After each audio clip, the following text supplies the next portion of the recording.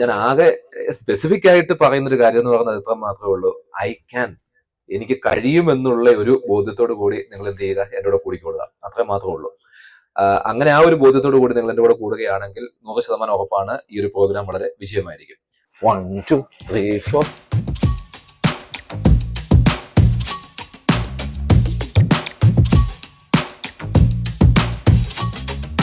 ഏറ്റവും നന്നായിട്ട് പെർഫോം ചെയ്യുന്നവരുടെ ഗണത്തിൽ വരുന്ന ആൾക്കാരൊക്കെ നിങ്ങൾക്ക് ആർക്കെങ്കിലും മറ്റൊരാളുടെ തോളെ പിടിക്കുന്നതിന് ബുദ്ധിമുട്ടുണ്ടോ? ഇല്ല ഇല്ല. പ്രത്യേകിച്ച് ലേഡീസ് ജെൻസിന്റെ തോളെ പിടിക്കും പെർമിഷൻ മേടിക്കണം കേട്ടോ. അല്ലല്ല, കൺഫ്യൂഷനായി പോയി.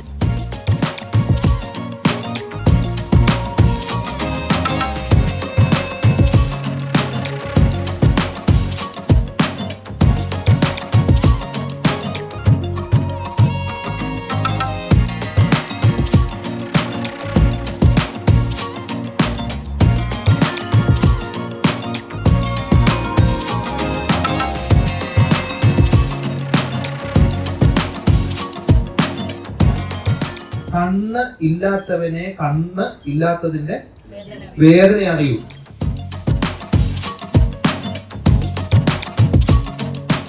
ഈ ടീം വർക്ക് എന്ന് പറയുന്ന കോൺസെപ്റ്റിന്റെ അടിസ്ഥാനം എന്താ?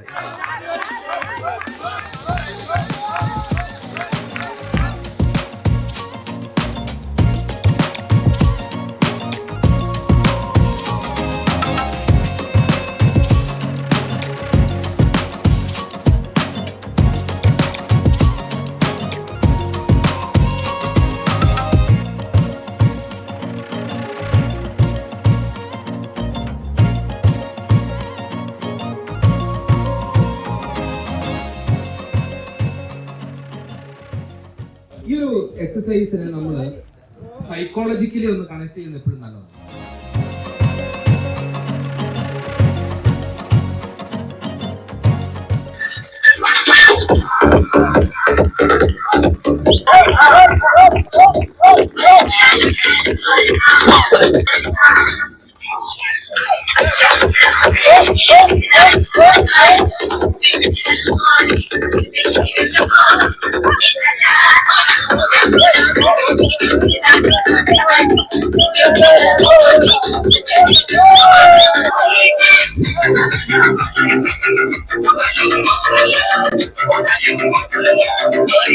യോഗയുടെ ഒരു തിയറി ഇതാണ്: the union of body, mind and soul എന്നേ ഉള്ളൂ.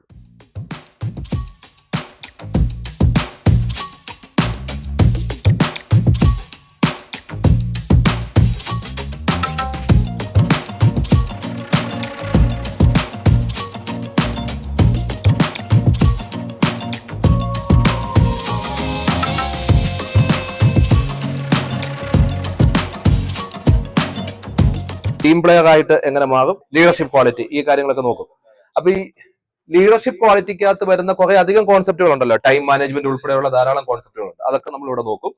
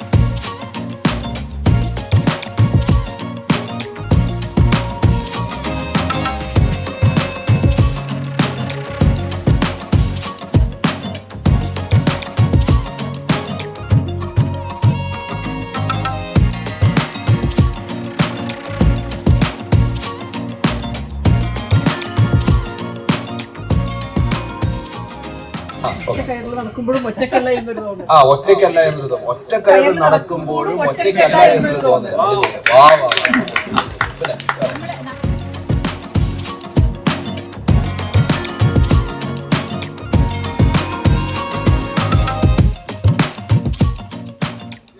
ഈ വലയിൽ തൊടാതെ കമ്പി വളയ്ക്കാതെ നിങ്ങൾ എന്ത് ചെയ്യണം?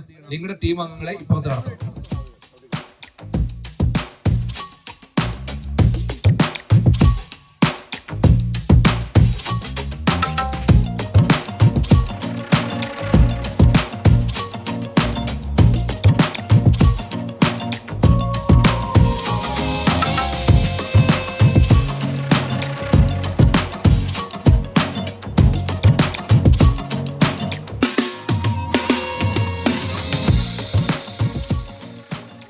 നിങ്ങൾ ഏത് ടീമാണോ ആദ്യം ഈ വളയങ്ങൾ എടുത്ത് ഇവിടെ ഇടുന്നത്, ആ ടീം ആയിരിക്കും വിജയിക്കുക.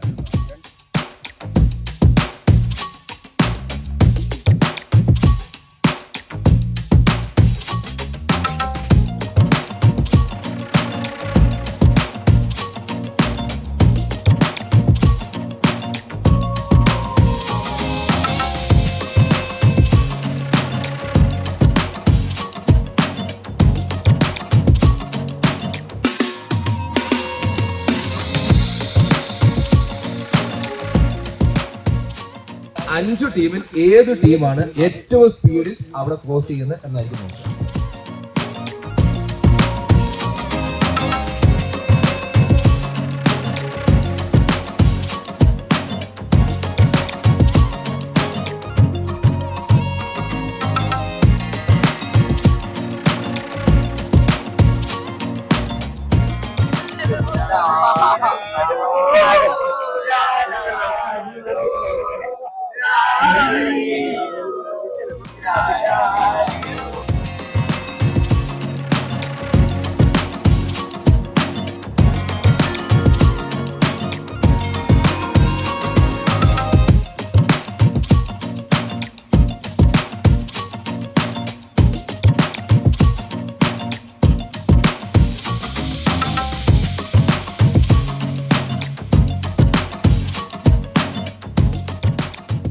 ശരിക്കും പറഞ്ഞ അമ്മയുടെ ഗർഭപാത്രത്തിൽ കിടക്കുന്നൊരു ഫീലാണ്.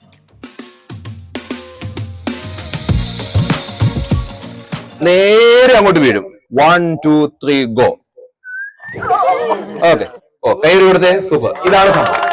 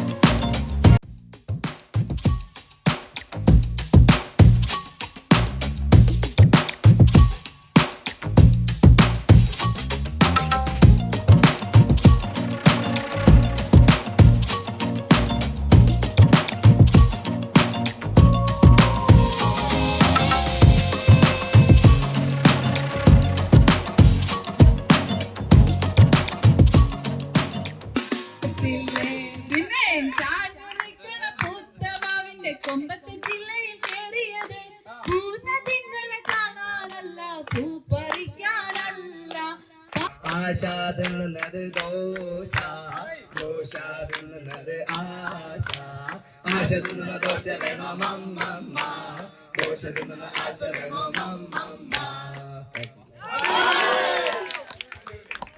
പറമലൂരിന്റെ കമ്മൽ കിടന്ന് ഞാനൊന്ന് ഉറങ്ങുമ്പോൾ കടിക്കുന്നേ കടിക്കുന്നേ കൊതുകു വന്നെ കടിക്കുന്നേ, കടിക്കല്ലേ കൊതു കടിക്കല്ലേ കൊതുകിനോടല്ലേ പറയുന്നേ. മനസ്സിൽ ഗാനമായി നീ ഉണർന്നു ഹൃദയമുതുല നന്ദിയേകാമൃതം വൈശാഖ സന്ധ്യ.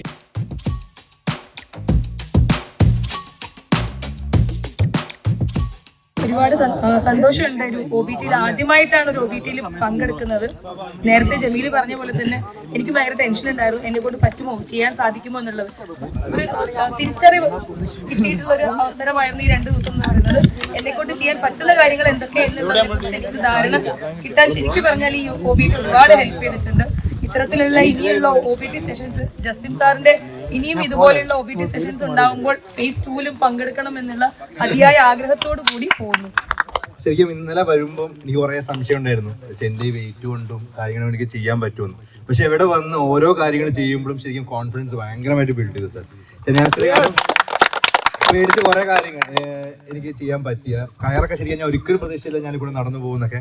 പക്ഷെ അത് പോസിബിൾ ആയി എന്നുള്ള വലിയൊരു ഹാപ്പിനെസ്. എനിക്ക് അവിടെ കയറി നിന്നപ്പം ഭയങ്കര ഈസി ആയിട്ട് പോയി. ഇപ്പൊ ചെയ്ത ആക്ടിവിറ്റി ആണെങ്കിലൊക്കെ ഒരിക്കലും പറ്റുമെന്ന് പ്രതീക്ഷിച്ചിരുന്നില്ല. പക്ഷെ അതും നമ്മുടെ മൈൻഡ് സെറ്റ് ആണ് എന്നാണ് അവിടെ ശരിക്കും മനസ്സിലായത്.